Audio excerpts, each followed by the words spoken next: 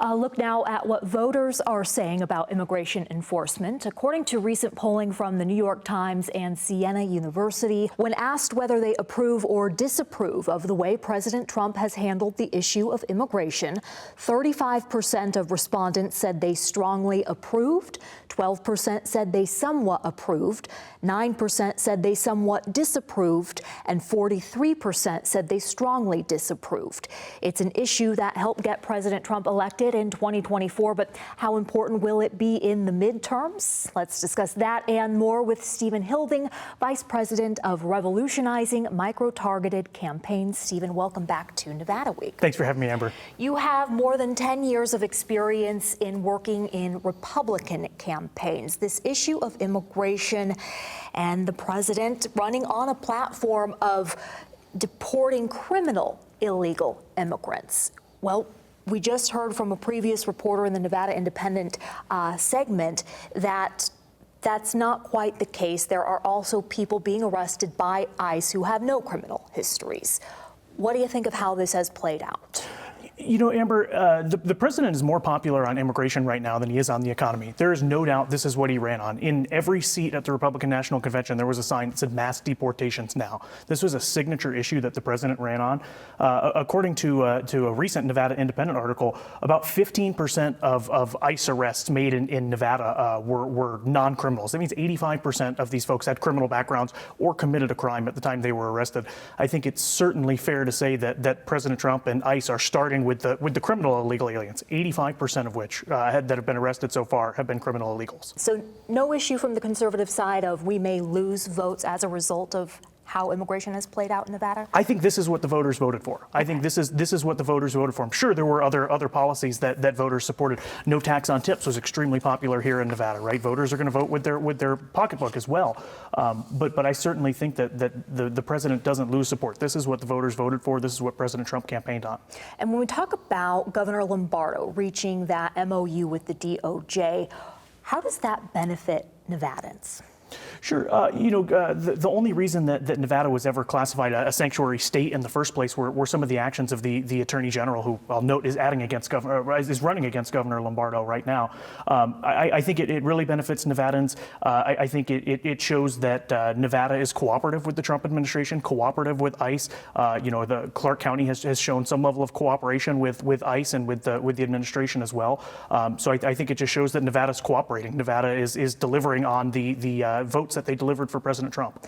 And what about the risk of losing federal funding had Governor Lombardo not gotten that name off the list? Certainly. I mean, that would certainly be a concern. And there are a lot of states and cities that you're seeing that are losing federal funding because they don't want to respond positively to the administration's actions. And right now there is a bipartisan immigration bill in Congress called the Dignity Act. Its original co-sponsors include 11 Republicans and 11 Democrats.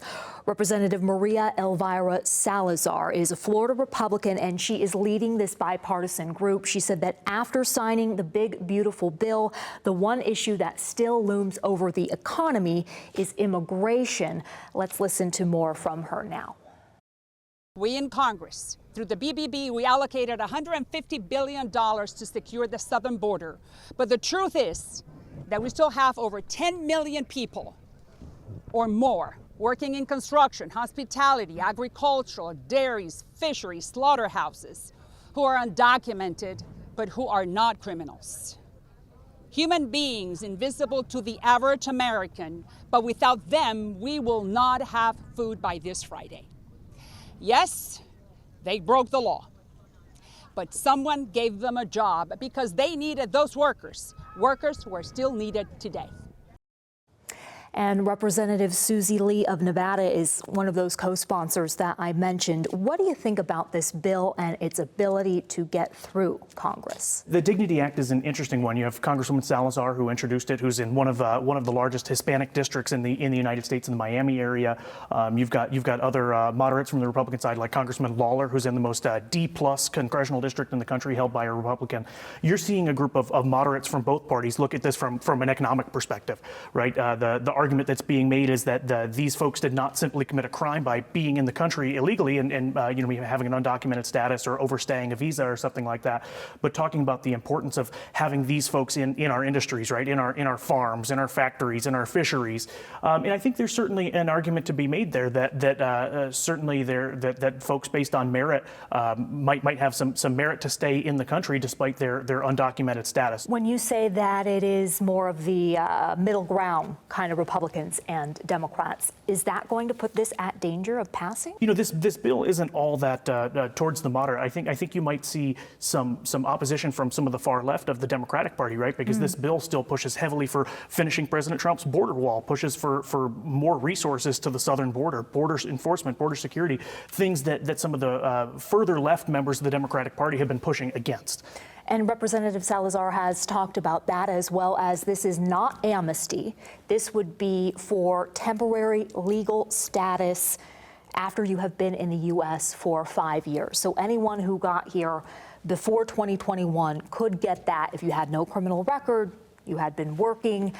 Why do you think this may not pass on the Republican side? What would the Republican opposition be? Sure, I think there are some Republicans, especially on the hardline side, the more conservative side, that don't see that this is far enough, right? That this is not fully acting on what President Trump had campaigned on and pushed for, right? Pushing for more deportations of illegal aliens, right? I think that you might see some opposition from the conservative base on that. Okay, what is the level of concern that these deportations will end up impacting the economy? I think there is certainly a concern, right? This is the main concern voiced by Congresswoman Salazar and her colleagues that are pushing this on both sides of the aisle. I think it's a fair concern, right? There are a lot of industries that have a lot of undocumented immigrants, and I think it's fair to say that reform needs to be pushed in those industries, right? And I think that's part of what this bill does. It's a temporary thing as we start to reform it, right? There's no reason that distinctly American industries are filled with undocumented immigrants. Do you have any idea what President Trump may be thinking about what kind of impact these deportations are having on the economy? Sure. I mean, I think we've been seeing signs of economic improvement under President Trump, right? We've been seeing that more Americans are taking jobs. Workforce participation is up. I think there's certainly a concern. I'm sure the president is addressing that concern, and I'm sure he's going to be talking with congressional leaders. Surely some of the ones who are pushing this bill. Congresswoman Salazar has been a supporter of President Trump, so I'm sure he'll be speaking with some of his congressional allies on this bill and the potential economic impact. What do you think could keep him from signing this bill should it reach his desk? Sure. I mean, we'll see what the final version of a bill that looks like this would get to his desk. The way it is now, I mean, it certainly seems like incremental change in the right direction, right? Pushing for more border security. I think the president would be very happy if Congress would pass more funding for the border wall, more funding for border security, more funding for ICE, more funding for DHS. So I think the president would be very supportive of impacts like that. It depends what changes with the bill, with the certainly not amnesty, as Congresswoman Salazar has said, but more of the kind of temporary. What does this really look like? What will help President Trump in the midterms? What can he do? I think voters want to see President Trump continue to gain on what President Trump campaigned on in 2024, right? He campaigned on mass deportations now, right? On the immigration issue, right? He campaigned on the economy, right? He is moving all of these issues down the field. He's continuing to work on these issues and fight both with his base. I mean, he's delivered peace in the Middle East, right? Literally yesterday, delivered peace in the Middle East and was in Egypt and Israel, freeing our hostages overseas. I mean, there's been a lot. I think there are 13 congressional seats in the country right now that are held by Democrats that President Trump won. I think that's going to be the #1 priority of national Republicans. The Senate map looks good for the midterms for Republicans. There's not much of an opportunity for the Republicans to lose the Senate. The question is the House, and those 13 seats are going to be what President Trump and the team focuses on for the midterms. And what is the conservative perspective on the allegation that these immigration enforcement policies at the national level have impacted the tourism industry here in Las Vegas, preventing people from coming here out of fear of possibly being deported? Sure. I think that fear is kind of a little bit played up, to be honest with you, Amber, right? If you look at like actual airline statistics, everyone who's coming from other places is coming obviously through the airport here in Nevada for the most part. You look at all the airlines. Sure, the Canadian Canadian Airlines, Air Canada, Porter, their numbers are down, right? Their numbers are down 20 to 30%. But if you look, Aer Lingus has just restored their flight from Dublin direct to Las Vegas. British Airways has just restored their flight from London to Las Vegas, right? You're seeing almost every other international carrier's flight numbers up, right? There's more interest in coming to Las Vegas. You're seeing a little downtick in the Canadian carriers. I don't think that there's much of an argument there that the immigration policy is affecting that. Stephen Hilding, thank you so much for joining Nevada Week. Thank you for having me.